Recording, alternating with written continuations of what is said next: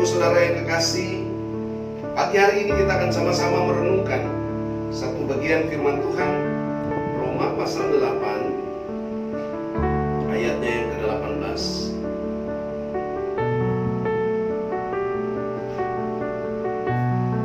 Firman Tuhan katakan, sebab aku yakin bahwa penderitaan zaman sekarang ini tidak dapat dibandingkan dengan kemuliaan yang akan dinyatakan kepada kita. Sebab dengan sangat rindu seluruh makhluk menantikan saatnya anak-anak Allah dinyatakan. Bapak Ibu Saudara yang kekasih dalam Tuhan, suatu proses perjalanan kehidupan kita untuk kita dapat terus berkemenangan hari-hari hidup kita, bahwa sebenarnya Tuhan menghendaki supaya sekalipun kita masih hidup di bumi ini, tapi kita bisa mengalami suatu kehidupan spiritual yang terus berkemenangan, suatu kehidupan hadapi setiap cobaan, tantangan, kita akan terus berkemenangan di sana.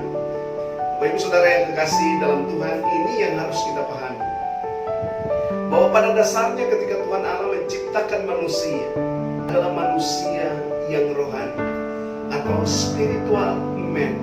Sekalipun dia memiliki tubuh yang jasmani, memiliki manusia jiwani, tetapi dia juga memiliki roh.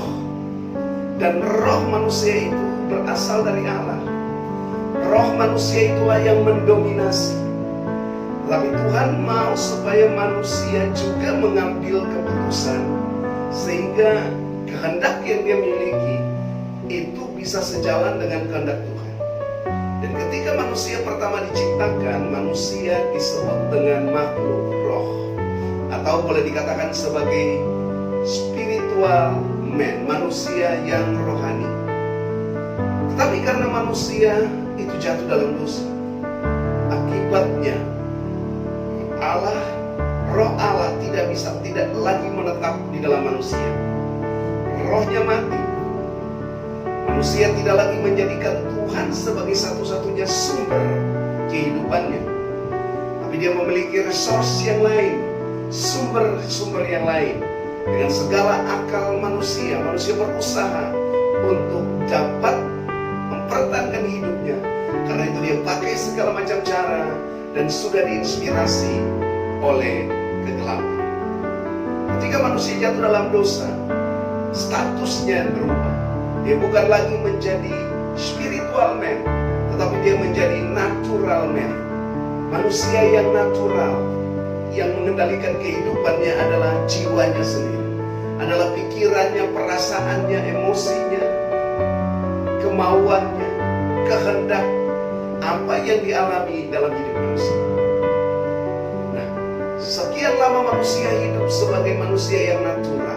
Tapi waktu Yesus datang, Yesus melepaskan semua atribut kealahannya. Dia mengambil posisi sebagai manusia. Dia hadir sebagai manusia yang rohani.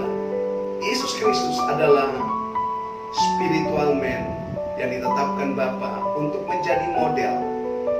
Karena itu setiap orang yang percaya kepada Yesus, menerima dia menjadi Tuhan dan Juru Selamat pribadi, dia mengalami suatu proses kehidupan sehingga dia dikembalikan lagi menjadi spiritual man. Tetapi dalam perjalanan hidup, kalau dia masih mengandalkan kekuatannya, masih mengandalkan pikirannya, hidup masih bergantung pada pikiran, perasaan, emosi, maka sesungguhnya dia menjadi manusia yang karnal, manusia yang masih hidup di dalam daging. Karena apa yang dipikirkan itu semua hanya untuk menyenangkan daging. Karena itu Bapak Ibu Saudara yang kekasih dalam Tuhan, kita terus mengalami pergumulan, mengalami tantangan, mengalami benturan, karena kita tidak menyerahkan seluruh hidup total kita untuk Tuhan. Pikiran kita harus terus dibaharui, perasaan kita harus terus di-cleansing, sehingga harus sejalan dengan kehendak Tuhan.